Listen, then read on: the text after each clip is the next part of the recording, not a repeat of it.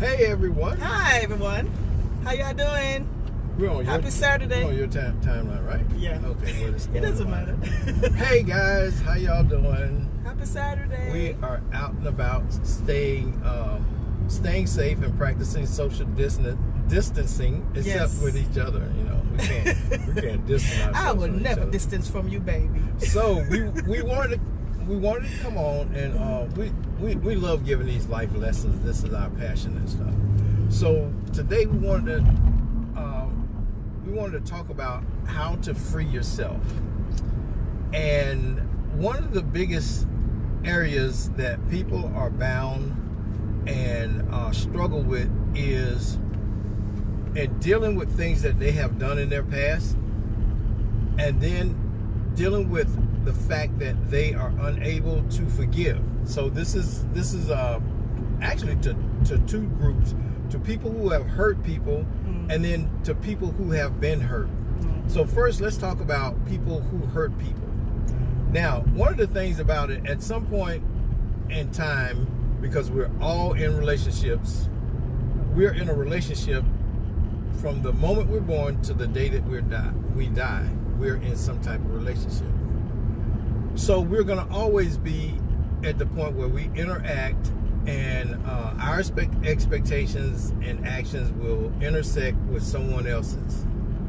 And so we often can find ourselves in a situation where we hurt, harm, or injure someone. And the thing about it is, there's two ways to approach it. To be unadmitting that you hurt someone, and the other is to be apologetic that you hurt someone. Yeah. Too often, people are not willing to admit that their actions have hurt someone else deeply. Become indignant, almost angry that you would say that they hurt you, or that you expect them to apologize. And that's a stronghold. And I want you to think about, why is it that you may find it a problem for you to admit that you hurt someone? Because here's the thing I want you to understand about when you hurt people. It doesn't matter how you think about it. It matters how they receive what you did as a hurt. And you're responsible for that, because everybody has the ability to accept and want to be treated in a certain manner. Okay, you can't just come up to me and treat me how you want to treat me, because that's how you feel I ought to be treated. And I can tell you, no, I'm not accepting of that. You can't treat me how you want to be treated. Here's what I expect in my life to reflect my worth and my value. Here's how I expect to be treated. If you can't abide by those rules, then you have no business being a part of my life. That's for everybody. I don't care who it is. Yeah. And a lot of people say, well, you know, family is family. No, family ain't. You don't have to accept being mistreated, disrespected, and injured by anybody. Okay? Toxic people come in all shapes and sizes. Okay? Yeah. And you, at no point in your life, should be willing to accept and allow toxic people, meaning people that hurt and injure you, to be an accepted part or a norm in your life. You should find an internal strength. Some of us have to get there. Some of us are just born with that tenacity to demand it. But everybody deserves it. You don't deserve to live a life of pain, injury, and disrespect. Nobody does. You have the right to be a whole you, a respected you, and have the love in your life that you want. So when you encounter those people that injure you, or you're one of those people that injures people, and you're unwilling to accept your role in that, then there's something you need to examine yourself, because there's something really wrong with you if you're not a person who can say, you know, what I did injured someone, and I need to make sure. Been there, where I did the hurting and others have hurt me, and I realized that I could be walking around with a whole lot of pain, or, you know, I'm so quick to I know I've hurt anyone, or I'm so quick to say I'm sorry, forgive me, because it's what I want for myself. I want to be forgiven. I don't want anyone to hurt me. So if I know I hurt you, I'm quick to say I'm sorry, and it's not my intentions. It was not my intention to hurt you, and so I end up freeing myself. And also, the person may not accept your apology right away, because you don't know how deep it goes, right? Right. And sometimes sometimes it's hard to accept it right then and there because of the hurt that you're feeling.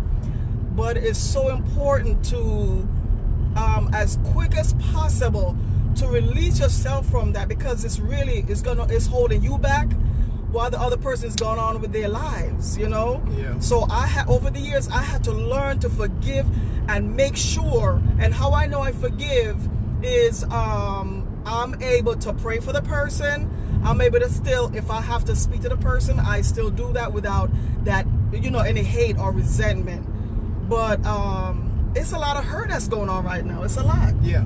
And I think one of the things too, that when people do finally get around to apologizing, what happens is a lot of times they expect the apology to be instantly accepted and the incident to be forgotten. That's thing. Not your call. Yeah. If you're the person that has done the injury, it is not up to you to decide when the incident is over, because the person has to process that. Right. And I've seen people who say, well, I apologize. What more do you want me to do? Well, that's ignorant. Because that's hurtful. That's even more hurtful. And that makes the apology come from a place of insincerity. You're not sincere. You're doing it because it's expedient for you, or that there's a gain in it. Yeah. So that's why you're doing it. You're not truly motivated because you are sorry, or you understand how what you did caused a person injury. Mm-hmm. So a lot of people come from doing it from that place, and that's not a true apology. Because the thing about injuring someone is that you can't feel their pain. Yeah. You cause their pain, but you can't feel their pain. Right. So the person who's injured needs to decide when that injury has healed, or if it's okay to move on from that injury. Now, we're going to flip the script and talk about the people who have been apologized to. Now, we just said about the other person doesn't get the right to decide when the injury is over. Right. But at the same time, you who've been injured, you've got to learn how to gracefully accept and move on. Yeah. Why? Because psychologically what happens is it becomes a stronghold, or a area in your life where you become bound.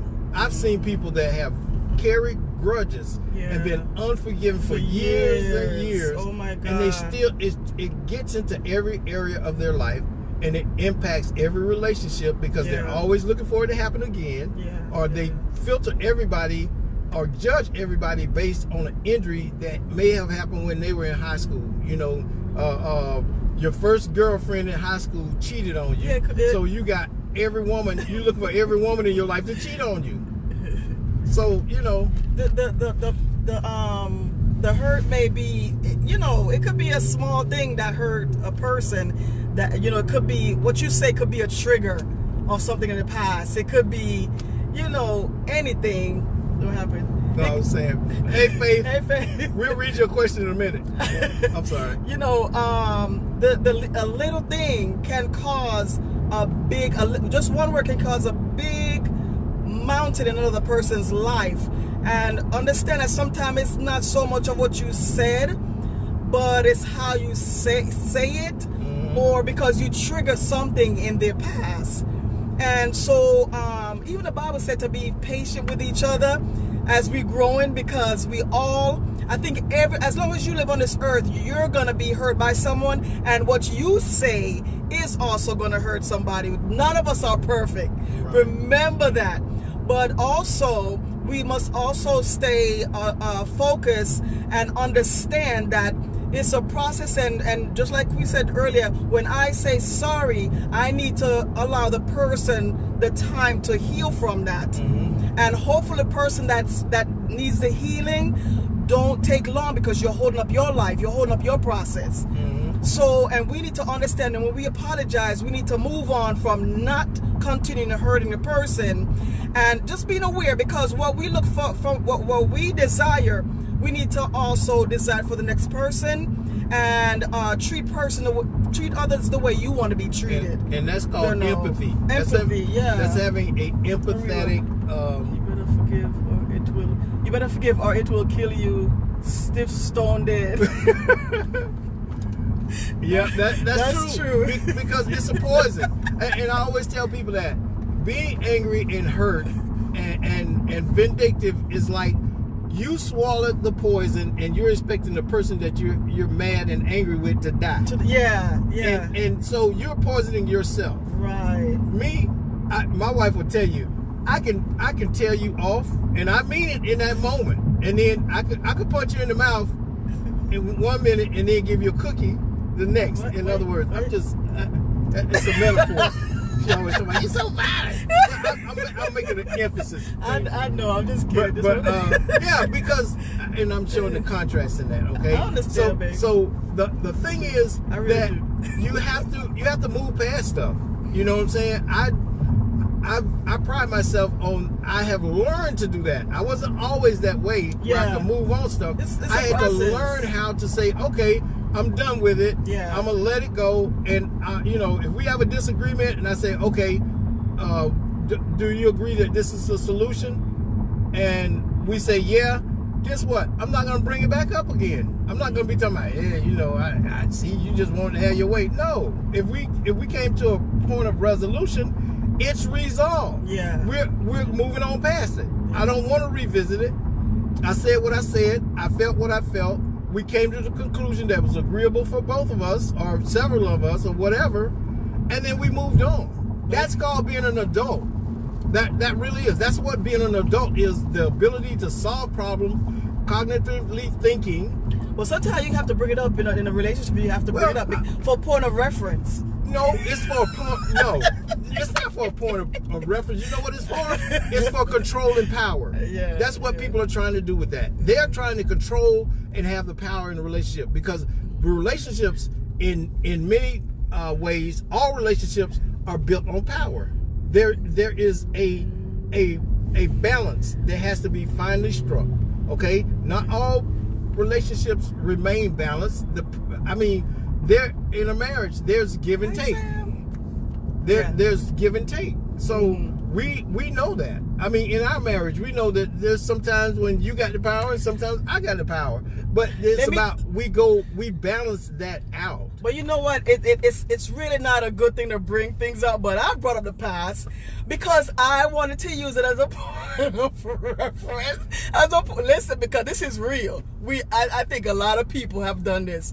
You wanted to make a point with what happened in the past. Not that you want to reheard or, but no, but that comes from, listen, but I'm just being true. I'm just being true, because I've done it, y'all. I've done it, and I just want to be real right here. And Terry, he's gotten offended because here we go again, because we have resolved that. Why are you bringing it up? I'm like, but babe, I'm just referring to this because here it is that you're doing something that's reminding me of that in the past. That trigger thing is, listen. It can start hold on. It can start a whole new argument again. And so, really, it's important. You have to be so careful of really referring to something that happened in the past, because it can start a whole new argument. It can be worse than the last. But now the truth is, it has also helped us as a couple learn how to resolve our conflicts and fight fair. Because we always go back and we ask each other questions. Why did you bring up such and such and such? What was the point of doing that? Because we always talk about it. We can't let them pass anyway. I cannot let it pass. We got to discuss. We got to talk about this so we can move on. That's it. And I'll discuss it to a point of where I see resolution. But if if it invokes emotion, and that's very rare for us, what I do is I don't want to talk about it right now. Let's come back to this because I'm right now I'm upset and I'm not gonna think clear. And I'm like, man, I'm ready to talk about this right now. I don't like us women. I don't like making emotional decisions. That's a very it's a very dangerous and immature place because your feelings are constant changing things, and if you give into them, what I've learned is emotions is the chaos of life. If you run your life through your emotions, I guarantee you. Oh man, I missed that. You can scroll it. Oh, you can? Yeah, but if you run your life through your feelings all the time, I can tell you right now, your life is out of order and chaotic in many instances because you're not making sound decisions, you're making emotional decisions. Okay, Faith. Rose, my auntie, you better forgive or it will kill you. Oh, that was okay. That was baby. Yeah. Let me see. Faith. What did it say? Putting the past behind. I shouldn't be reading. I'm driving.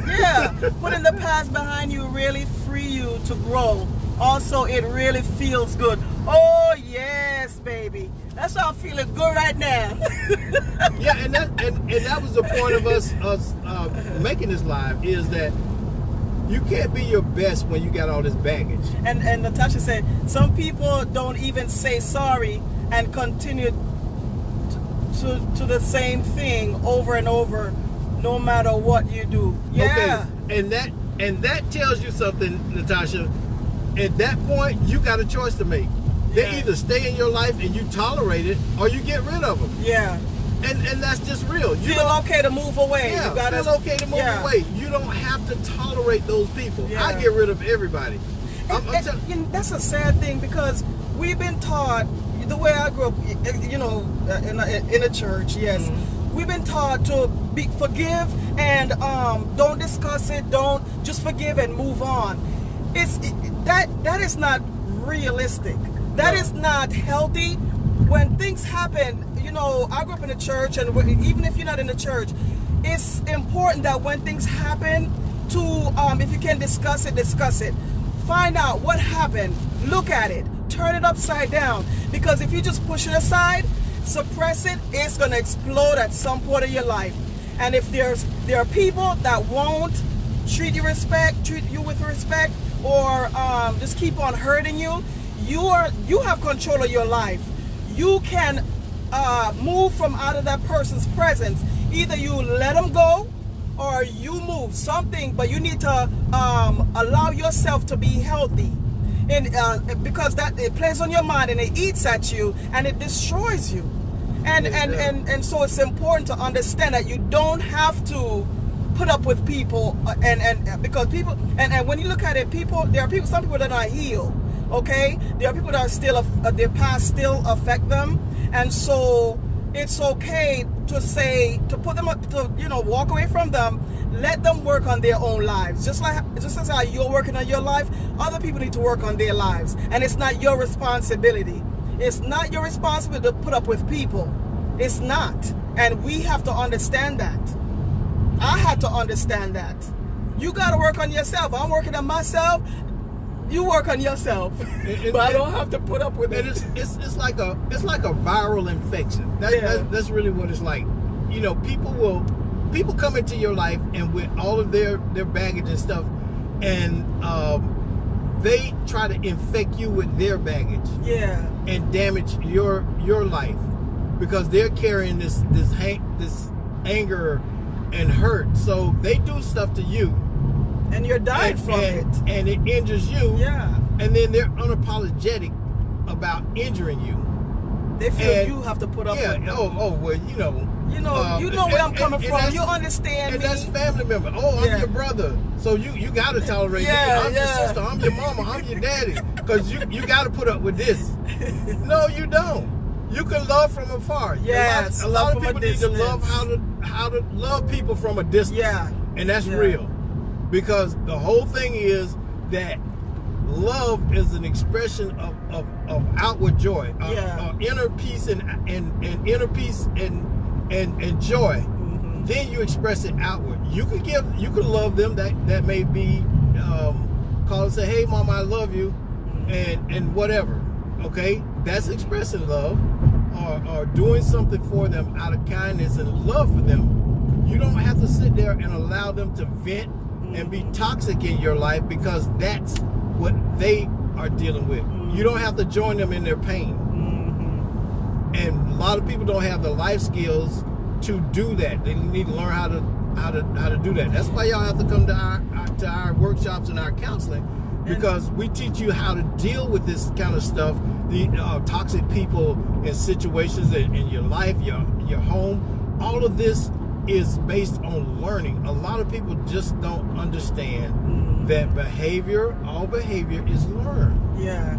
You know, I was born this way. You're not born you no can kind unlearn. of way. You can, just like how you learn, you can unlearn. Yeah. And a lot of people just don't want to admit that and do the work that they need to do on themselves.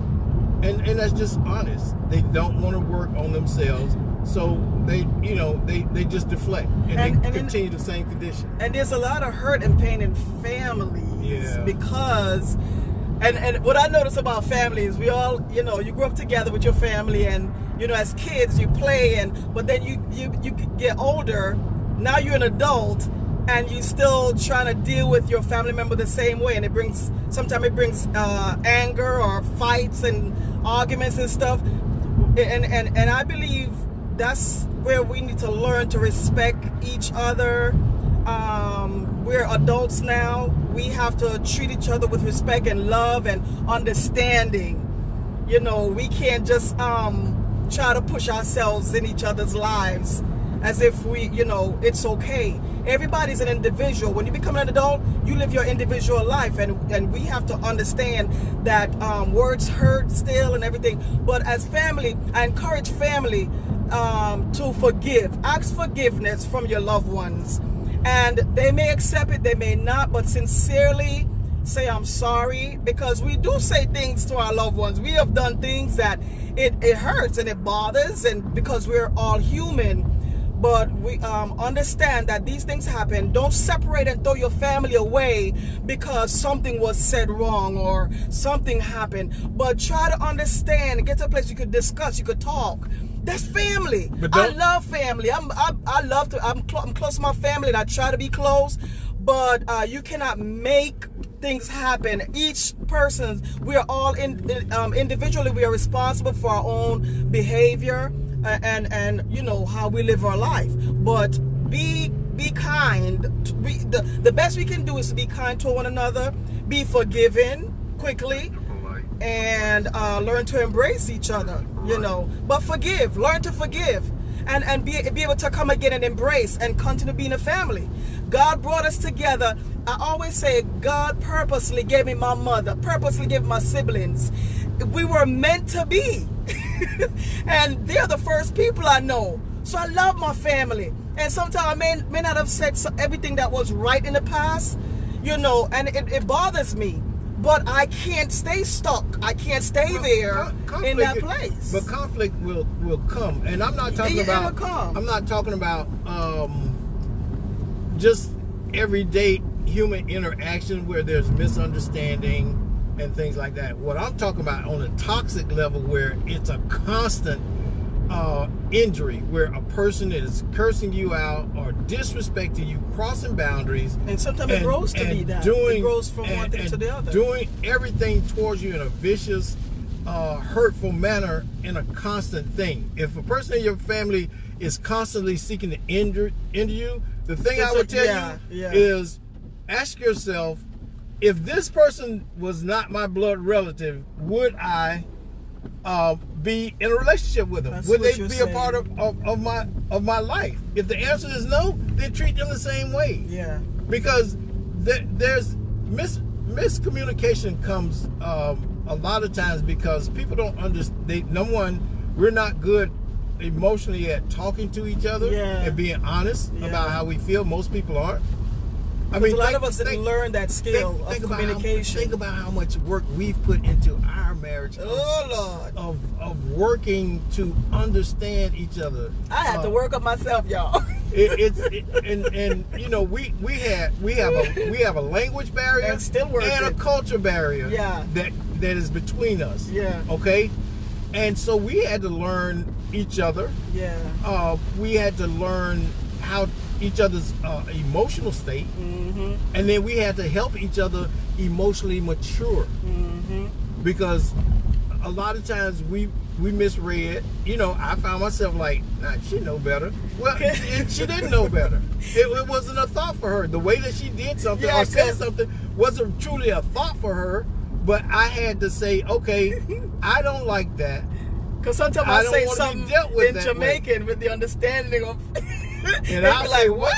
I'm like, what do you mean? Or why are you saying that? Vice And, versa. Yeah, so it's learning. And it's Yeah. learning how not to take instant offense to things. Yeah. And that begins to, trust me, it's so freeing and so refreshing that you want to always do it. Once you learn it, you always want to be there, because we don't get mad, we don't argue, and we don't go back and forth about stuff. Yeah. A lot of times for us, it's like being married to ourselves, because we think a lot alike. We have the same passions, And we had to learn that. and we had to learn how to be together and not put our expectations. I love my wife. I want my wife to be the I best love my version husband. of herself that she wants to be. So I have to respect who she is as a person and as my wife. She's a person first. She's not my property. She's my wife, but she's her own person first. You have to be comfortable about who you are in order to be in a marriage and allow your partner to be who they are. Yeah. You know, those are the things that I had to learn. Yeah. And when you're able to do that, trust me, it resolves a lot of emotional issues. It reduces you having to be apologetic about stuff. And misunderstandings, y'all, I'm telling you, a lot of misunderstandings are caused by inability to comprehend what's being said or shared, and then not communicating in clarity and intent. Yeah. Because a lot of it go in, you fill in the blanks. Now, humans, naturally, when we encounter something, if something is missing, we will jump to assumptions and we'll start filling in the blank. And that's We meet where the people, problem. we all do it. We meet people and we say, oh, you must live over there. You dressing like this, and you know, we assume things. Yeah. And you have to unlearn that habit, because it's a bad habit. All of us learn to assume things, and instead of basing things on fact. But we went on and on for a while, so we're trying to do these no more than 30 minutes. Have we been on 30 minutes? No, I can't tell. So, but anyway, thank y'all for riding with us. Thank you. And we hope you enjoy your Saturday afternoon and learn how to be okay with apologizing, and learn how to be okay with accepting apologies. Okay? So next time, peace out, y'all. All right. See you later. God bless y'all. Love.